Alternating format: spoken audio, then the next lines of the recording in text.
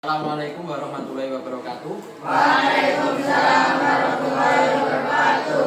Bagaimana kabarnya hari ini? Alhamdulillah.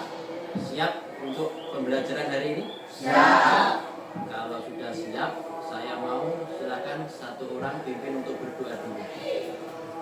Bismillahirrahmanirrahim. Bismillahirrahmanirrahim. Rabbi yassir. Rabbi yassir. Walatu asir. Walatu asir. Watamin lana minka fil khair. Watamin lana minka fil khair. Wa ya khairan nasirin. Wa ya khairan nasirin. Birahmatika ya arhamar rahimin. Birahmatika ya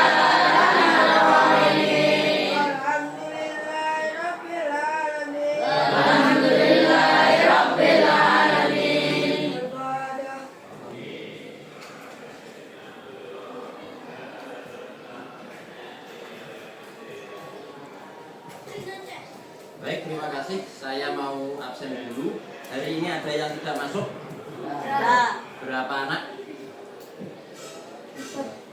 5.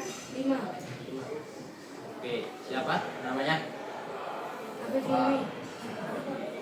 Pak. Oke. Ada yang tahu kemana? Oke, Bapak.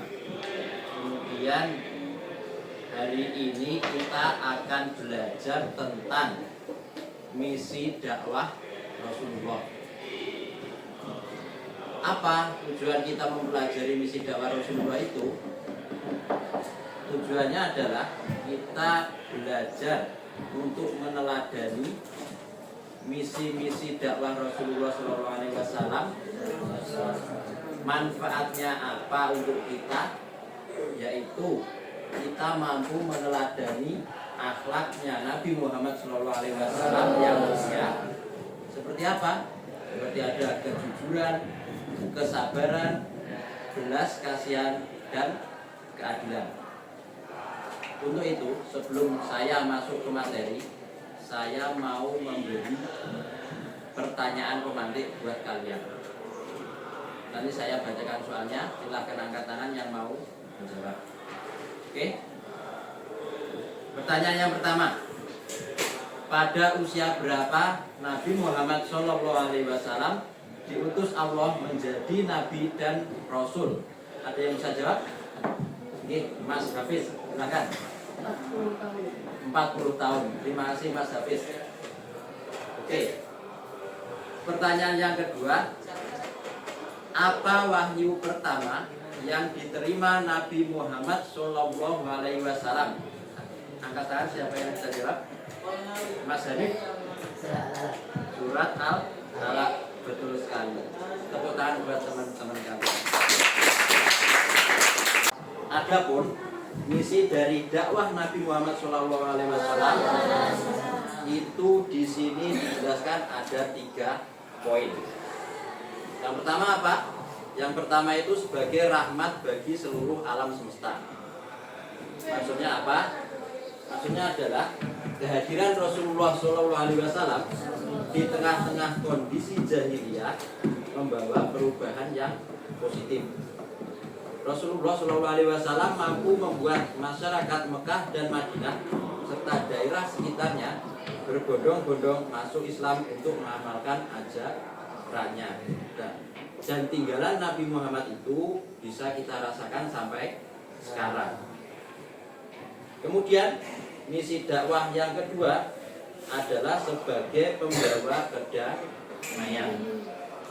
Maksudnya digambarkan atau diceritakan di sini, ketika berhijrah ke Madinah, Rasulullah SAW mampu menyatukan kaum Muhajirin dan kaum Ansor sehingga kedamaian dapat terwujud. Nah, akhirnya apa?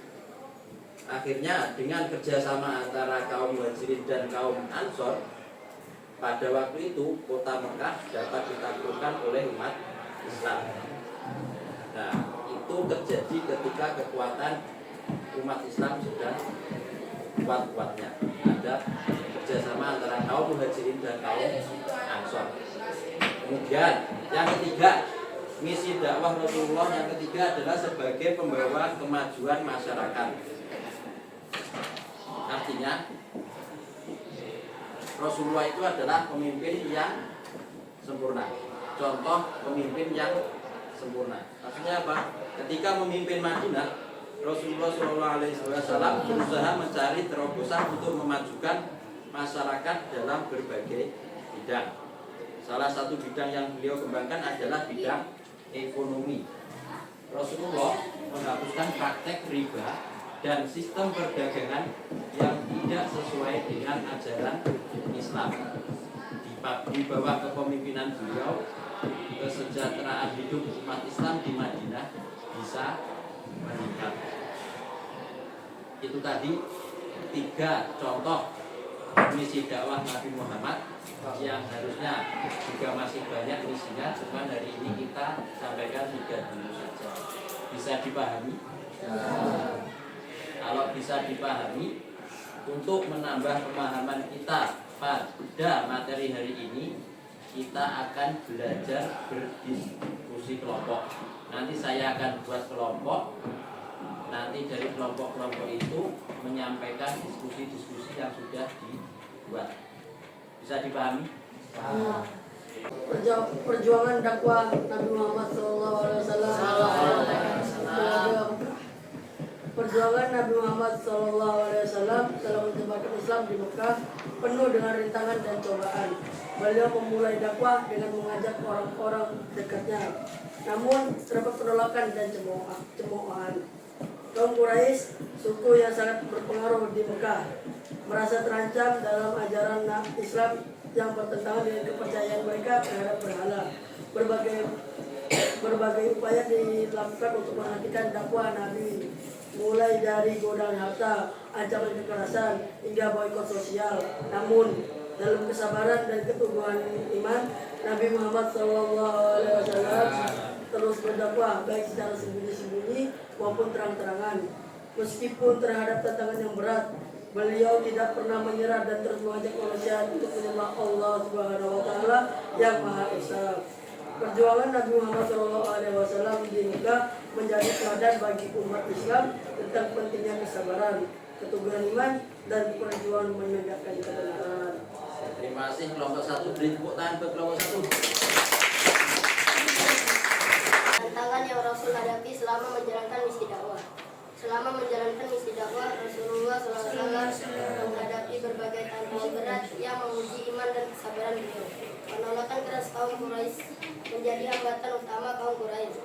Sebagai penguasa Mekah merasa terancam kedudukan dan kekayaan mereka jika ajaran Islam semakin luas. Mereka melakukan segala cara untuk menghentikan dakwah, mulai dari ejekan, ancaman, hingga tindakan kekerasan.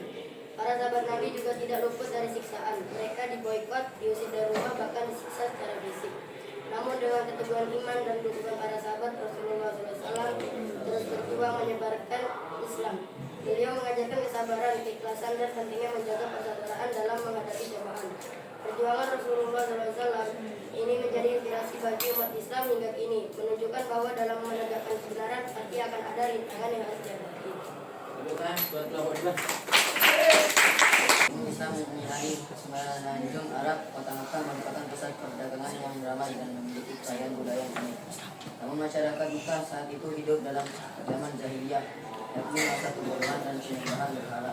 Mereka menyembah berbagai patung dan berhala yang ditempatkan di sekitar Ka'bah, sebuah bangunan suci yang kemudian menjadi kiblat umat Islam. Selain itu, praktik-praktik buruk seperti perzinahan, perjudian, perbudakan, dan permusuhan antar suku juga marak terjadi. Kehidupan sosial masyarakat Makkah saat itu sangat dipengaruhi oleh sistem kabilah atau suku, di mana loyalitas terhadap suku itu lebih diutamakan daripada nilai-nilai kemanusiaan yang besar. Dalam konteks agama, masyarakat Makkah menganut berbagai kepercayaan yang bersangkutan dengan unsur-unsur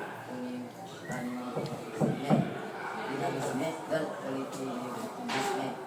Mereka percaya pada kekuatan gaib, roh-roh nenek moyang, dan benda-benda tertentu yang dianggap keramat. Kehidupan keagamaan mereka lebih bersifat ritualistik dan formalitas, tanpa pemahaman yang mendalam tentang hakikat Tuhan dan hubungan manusia dengannya.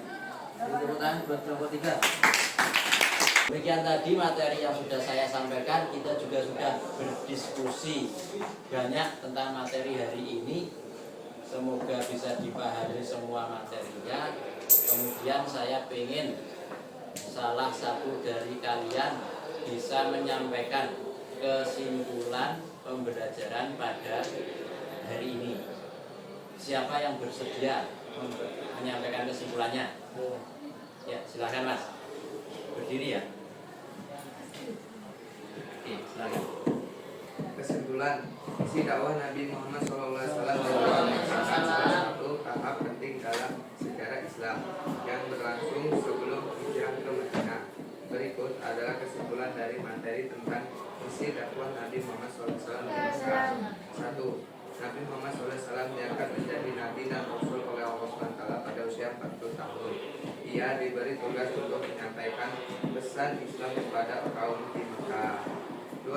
Dakwah pertama Nabi Muhammad SAW adalah dakwah tauhid, yaitu mengajak orang-orang di Mekah untuk meninggalkan penyembahan berhala dan menyembah Allah SWT yang esa.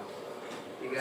Beliau juga menyampaikan pesan moral, keadilan, kebaikan, dan kepedulian sosial kepada masyarakat Mekah.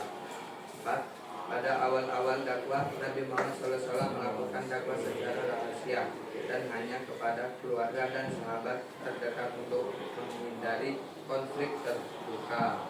5. Setelah beberapa tahun dakwah rahasia, Nabi Muhammad SAW mulai melakukan dakwah terbuka dan Al-Quran mulai diwahyukan dengan ayat-ayat yang menyusul kepada Islam secara publik. Sudah? Ya. Terima kasih, silakan duduk.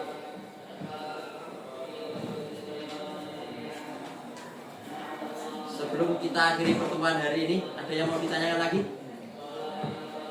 Sudah? Oke, semoga pertemuan hari ini membawa manfaat buat kita semuanya dan kita bisa mengamalkannya. Kita akhiri pertemuan hari ini. Assalamualaikum warahmatullahi wabarakatuh.